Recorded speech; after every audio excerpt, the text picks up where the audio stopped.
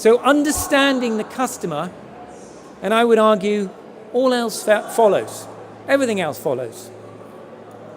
And we are now at a place where we're able to do that at a macro level.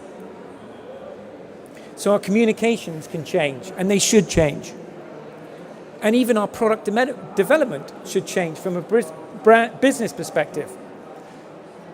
So I'm going to take you through 3 examples and then a case study of kind of what I'm talking about when you bring beautiful, inspiring, creative innovation into that nitty-gritty world of data.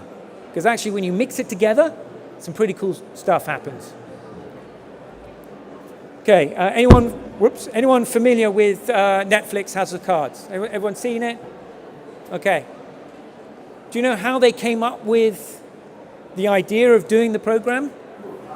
They didn't go, okay, well, let's get some creatives in the room. We're going to, okay, yes, that's a great story. We think that's going to be good, and we're going to get Kevin Spacey. They crunched data. They crunched big data and go, okay, what storylines, what actors, what are people reading, this, that, and the other? They wanted to take as much risk out of this creative endeavor as possible. They also changed the way that they actually brought it to market, where you could get binge viewing as it was on the rise. We've all been there, sat in a room, darkened room, and watched 15 hours of your favorite series. Well, that's what they did. They enabled people to consume the creative concept in the way that wanted to happen. Results, 33 million customers currently stream, more than 1 billion hours of TV and movies every single month. Pretty amazing. Anyone familiar with Nest? Yeah? Beautiful creative design. So this is product innovation. When you're looking at temperature control, data, technology, and mashing the two together, incredibly effective, incredibly successful, and inspiring company.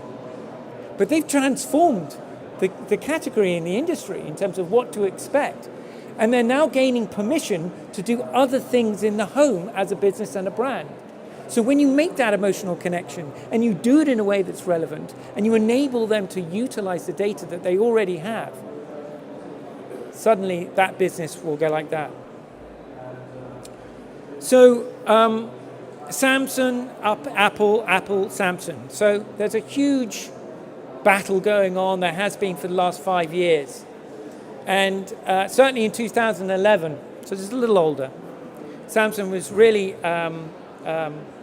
not doing particularly well in the conversations out there. And what you see up here is sentiment of conversations happening around different mobile conversations. The size is clearly the volume.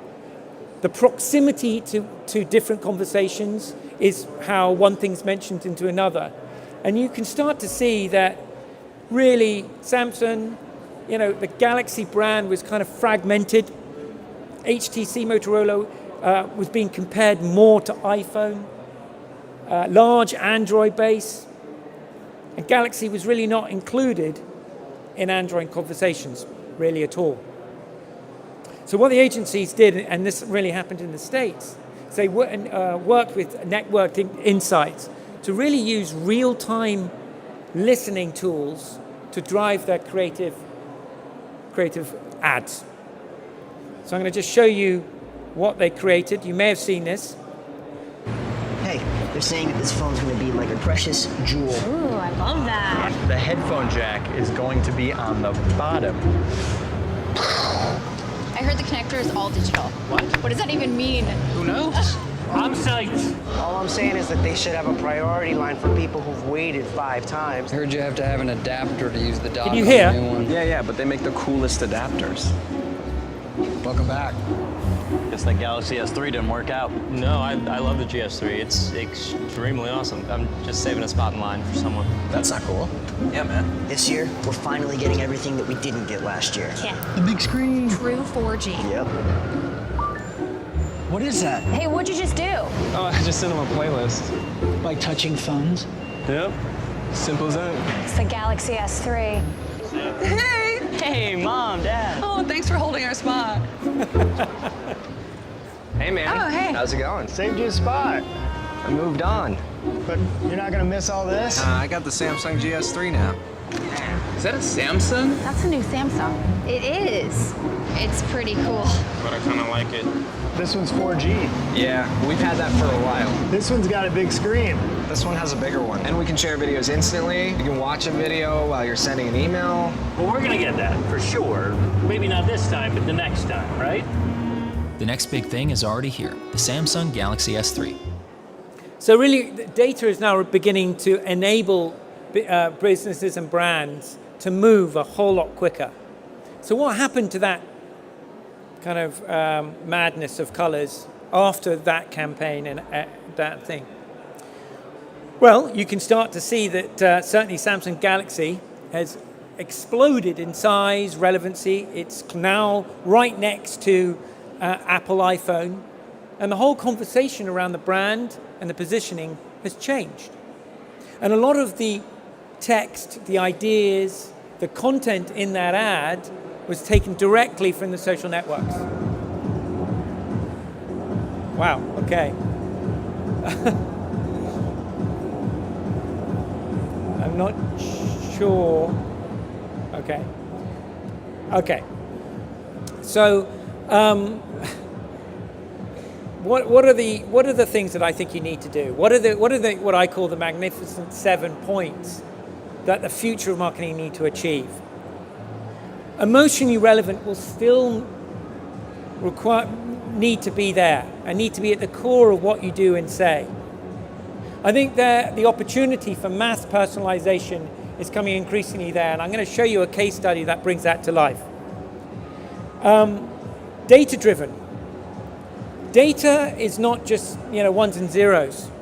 Data should give you the opportunity to better understand the value exchange. Okay? When you know what people want and you give it to them, they're going to give stuff back to you.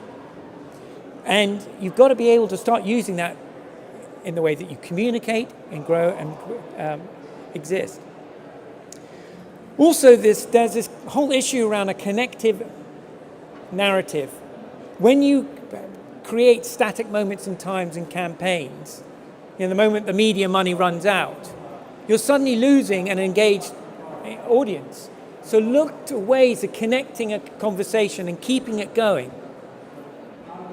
Omnichannel, I've spoken about, real time, and you do need to connect it back to the business objectives and driving to sales. If it's all around pre-sales and it's all about awareness, you're missing the opportunity, because it should go from pre all the way into sales and all the way past it. And it should be not just about driving to sales and not just about driving to repeat sales, but really to driving habitual sales. And that's what we're looking to do. Okay, I got 5-10 minutes, got one case study to show you. Everyone aware of who Activision are? No? Anyone know what Call of Duty is? Okay, nodding. Okay, I'll take the nodding. They're a gaming company, and they made this game called Call of Duty. Now, one of our clients, and we created some personalized experiences for gamers. So a couple of figures here. They have 40 million customers globally. And they have around about 20 trillion data points a day. By that I mean, every time someone hits a gamepad or does something on the internet on their assets, that's a data point. So that's what they've got surrounding their business. Now, as you'll see in a minute, sales was not their issue. They made about around about 500 million plus in the first 7 days of sales. The point is, a blockbuster makes around 300 or 400 million. Sales is not their issue, and awareness is not their issue. But keeping people playing is their issue.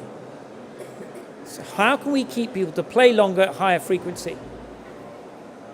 So you clearly need to motivate.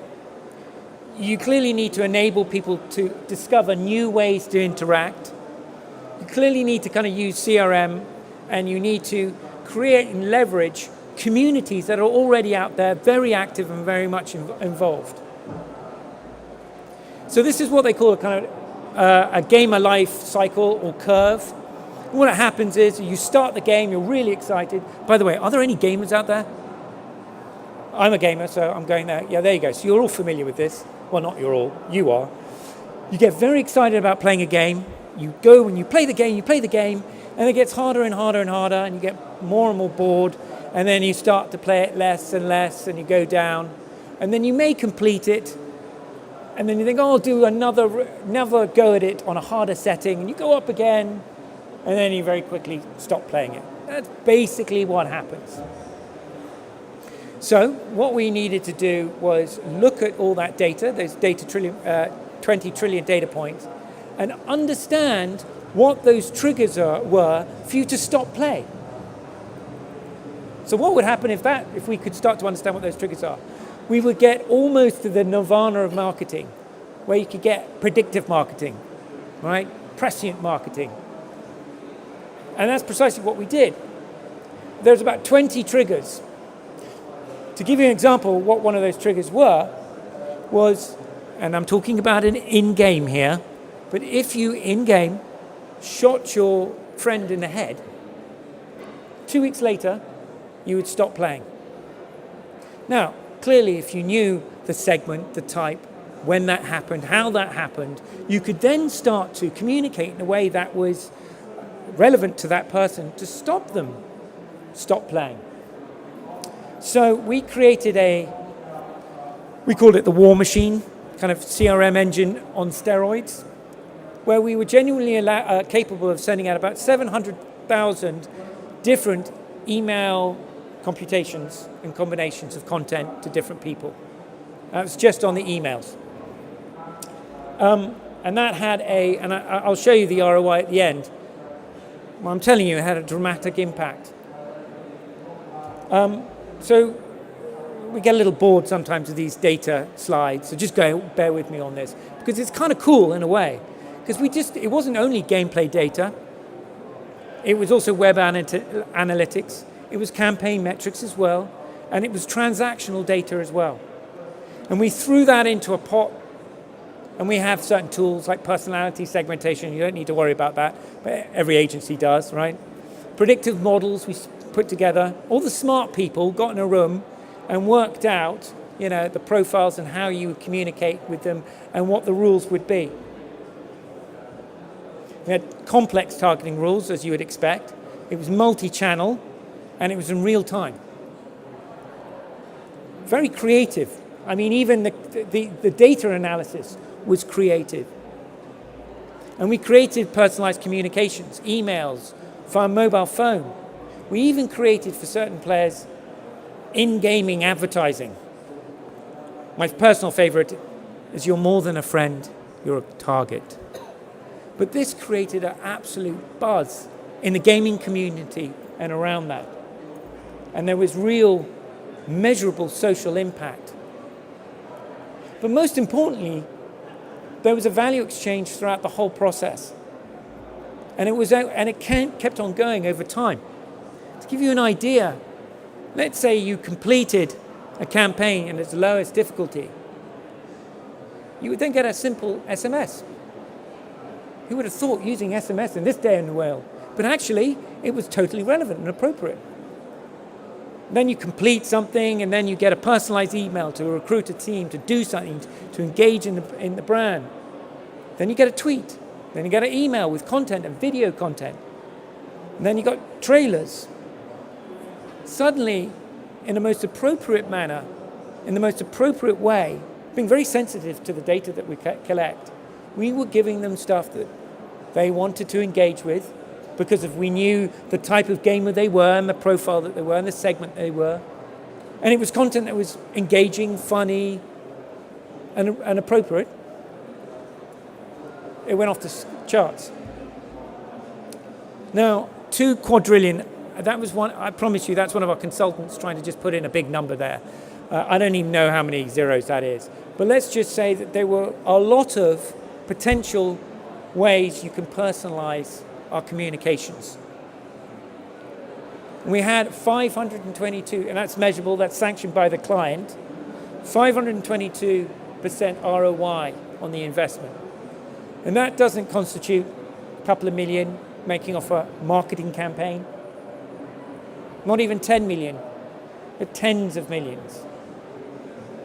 And if you think about it, most of the marketing campaigns I've done, I can't confidently go, yeah, that created tens of millions of dollars. So not only is it great for your customers, it's also really great for your business, your client, your brands. That's all I have to say. Thank you very much for your attention. Thank you.